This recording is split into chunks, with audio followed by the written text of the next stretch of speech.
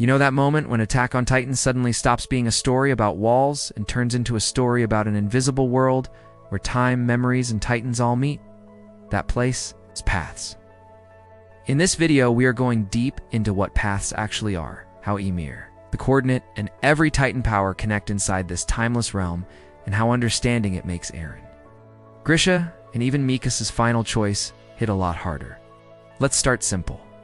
In the story, paths are described as an invisible network that connects all subjects of Ymir, no matter where they are in the world. Imagine a giant cosmic internet made only for Eldians. Every titan power, every memory, every body transformation is just data being sent through this network. That is why a titan shifter can suddenly heal lost limbs. Zeke's scream can transform Eldians into titans at the same time.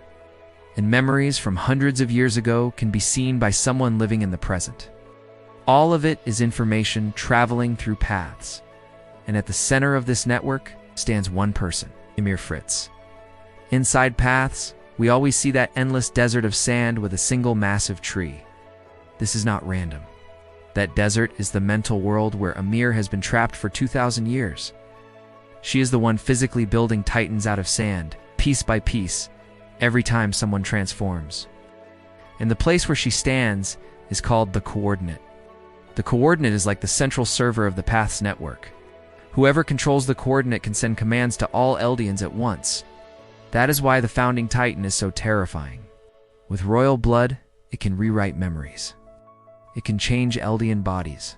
It can even command the colossal titans inside the walls. But here is the important detail. Ymir is not just a power source. She is still a person with emotions and a will that has been crushed by 2,000 years of slavery. Even if someone reaches the coordinate, nothing happens unless Ymir chooses to obey. Attack on Titan also makes it clear that only Eldians can use Titan powers. Why? Because all Eldians are fragments of Ymir's soul. When Ymir died, her power was split into the 9 Titans and her body into countless descendants. Every subject of Ymir is connected to her through paths like branches growing from the same root. This explains 3 big rules. Only Eldians become Titans. Their bodies can receive Ymir's sand and be reshaped. Royal blood has special access. Members of the Fritz or Rice family are closest to Ymir's original line, so their signal in paths is stronger. That is why they can command the founding Titan directly. You inherit memories with the Titan. When someone eats a shifter, they get both the power and the memories that are stored in paths. So, Titans are not just big monsters. They are physical avatars built by Ymir, controlled through this invisible network of blood and memory. And now we get to the most confusing part of paths: time. In paths, time does not move like it does in the real world. All moments in Eldian history exist at once, layered on top of each other. Think of it like a library where every book is open on the same table at the same time. The Attack Titan is special because it can see memories from future inheritors, not just past ones. And where do those future memories exist? Inside paths. That is how Kruger sees Mikasa and Armin. That is how Eren sends his own future memories back to Grisha. From our perspective, it looks like Un is changing the past. But from the perspective of paths, all of this already exists at once. Eren is not rewriting history. He is using the Attack Titan to select which memories are shown to which person, at which moment to push them toward the future he already knows. That is the real horror of paths. No one is free, because every choice has already left its trace in this timeless realm. So how does Eren actually take over? At first, it seems like Zeke is the key. He has royal blood, Eren has the founding Titan. Together, they can finally access the coordinate.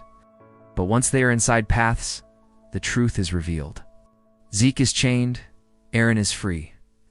And Ymir is standing between them, still acting like a slave to the royal family. Zeke tries to use this to his advantage, pushing his euthanasia plan. He believes he has full control because of his blood. But Eren does something no one else has done in 2,000 years.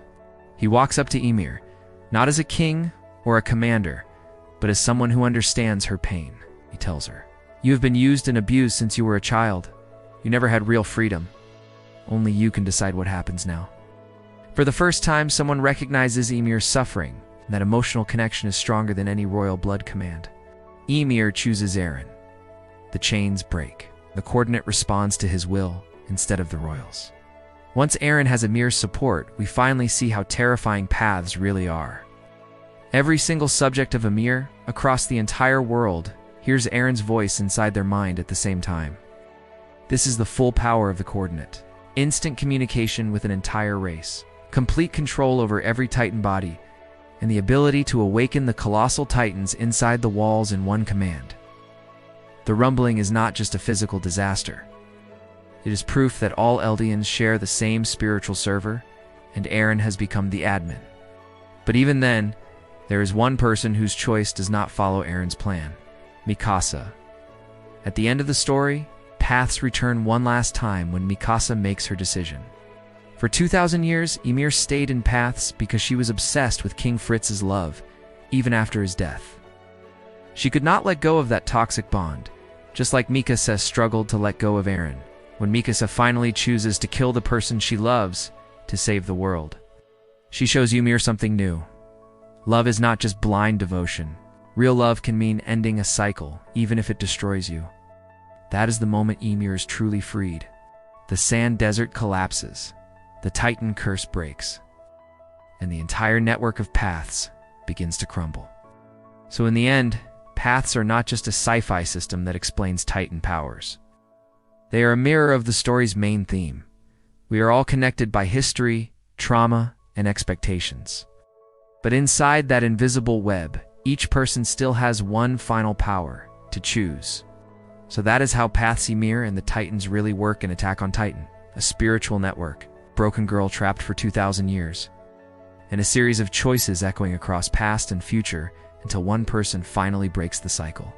If you enjoyed this breakdown and want more deep dives like this, make sure to hit like, subscribe, and tell me in the comments, which part of Attack on Titan's lore still confuses you the most? This is the final panel, and I will see you in the next video.